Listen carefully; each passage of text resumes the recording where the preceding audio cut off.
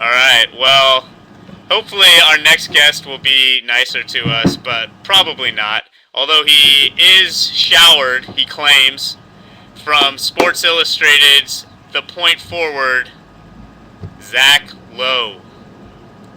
I should mention the coolest blogger out there. Hey. I like that. How you I like doing, the man? fawns. Good. Yeah, I'm good. How it's you a guys good doing? look for you. All right, well, busy time for you. You're starting to write about actual basketball, and one of your big posts today was on kind of basically the value of Dwight Howard as compared to Andrew Bynum and possibly even Andrew Bynum and Lamar Odom.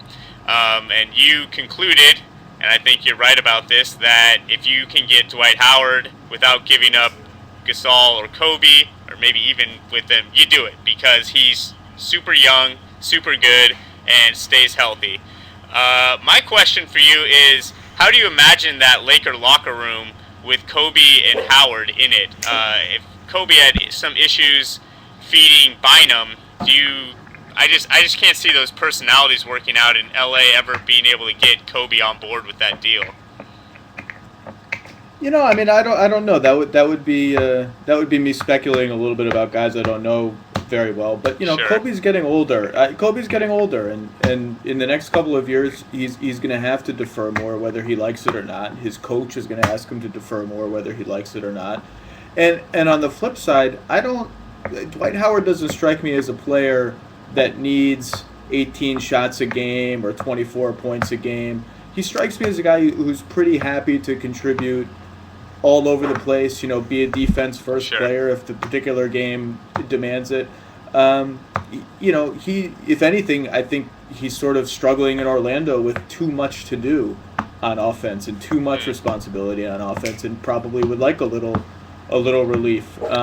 And certainly has never, at least in recent years, he hasn't had occasion to. But Bynum has these testy little mini tantrums where he talks about wanting the ball more, and we got to go inside out more. I'm a big fella, I need the rock, and all of this, and maybe Dwight, maybe that would happen, but I think it would work. That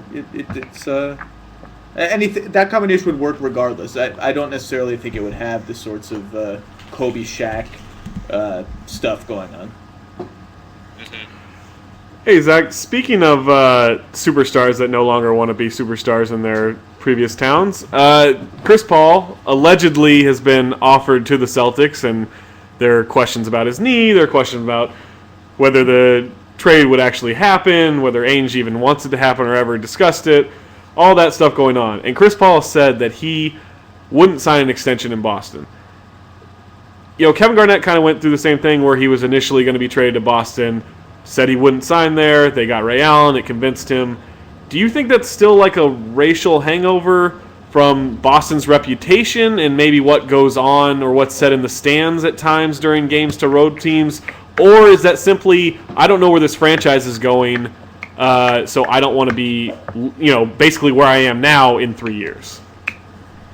I don't think it's the racial thing anymore, although Boston, a city I have great fondness for and where my sister has lived for a long time, is not the sort of mecca of diversity that a New York or other cities like that is. But I think it's judging by the news that just broke in the last hour, I think it's probably more I'd like to go to New York. I want to play with Carmelo. I want to play with Amari. I want to direct my future to a specific team because I want to be there rather than I don't want to be elsewhere. And if it's about Boston, then I think you're right that it's more about all these guys are old. They're all 35.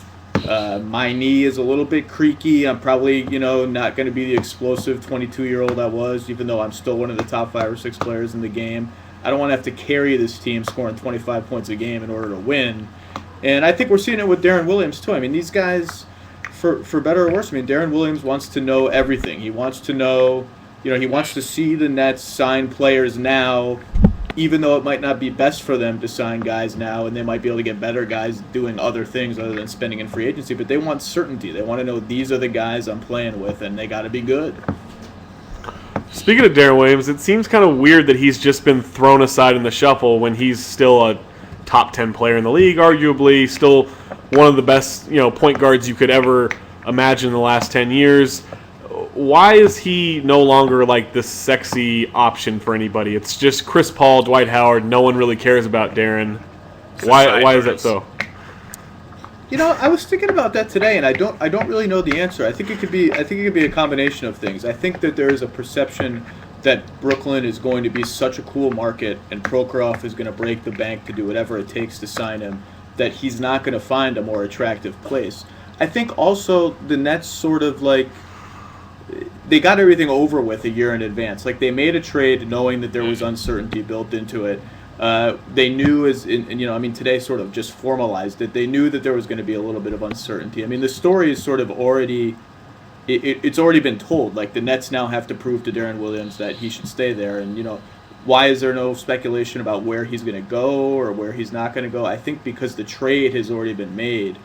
And there is not going to be another trade. He's either going to sign somewhere as a free agent or he's going to re-sign with the Nets. And I think that's sort of been set in stone since they got him. I mean, these are all just me pitching theories. I don't know if they're right or not. But I agree. I mean, I think he's one of the top 10 players in the game.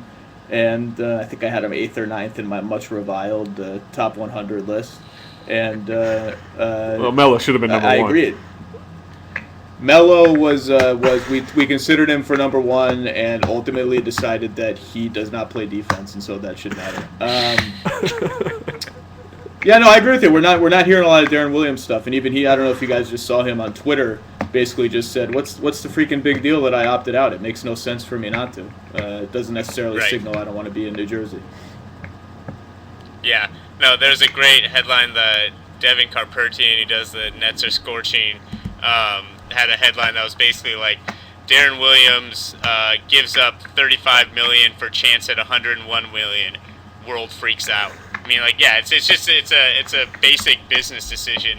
My question is, and this is something that Henry Abbott wrote about, and you I think followed. I don't know exactly where you stand on it, but the idea that if you could pay Darren Williams $30 million, he would actually have less power. Because it would be harder to trade him, it would be harder to move him, it would be harder to put him anywhere else. So in exchange for getting less money, these superstars are given a ton of leverage because anyone can sign them, and so they basically get to do what they want.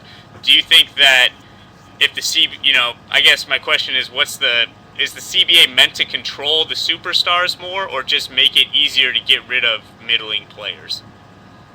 I think both. I think the NBA wanted both of those things. They wanted the greater controls over superstars, which clearly sort of hasn't worked if we're going to judge by the first 72 hours of NBA business.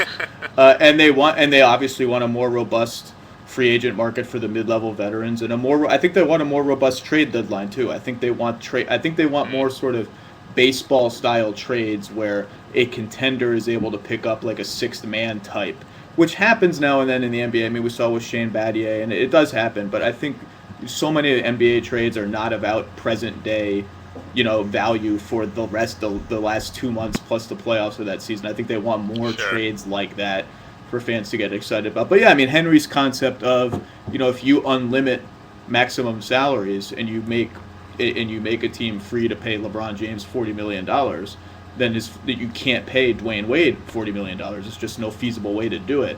And I think I don't think that was ever a realistic solution, but that doesn't mean it's a bad idea. And the general notion of, if you really want competitive balance, these little tweaks on the margins of extending trades and signing trades carry smaller raises and an extra year here and extra year here. It's not getting it done. You got to do something dramatic, which is what, and to the league's credit, they wanted something dramatic. They wanted a hard cap. They approached it in a ridiculous way with a ridiculous proposal, but they do have a sense that something dramatic needs to happen. The union, to its credit, wasn't going to accept some of those dramatic fixes. It's their job to look out for all the players, and that's what they did. And so we arrive at this sort of imperfect, just compromise on top of compromise on top of compromise that, gets us here.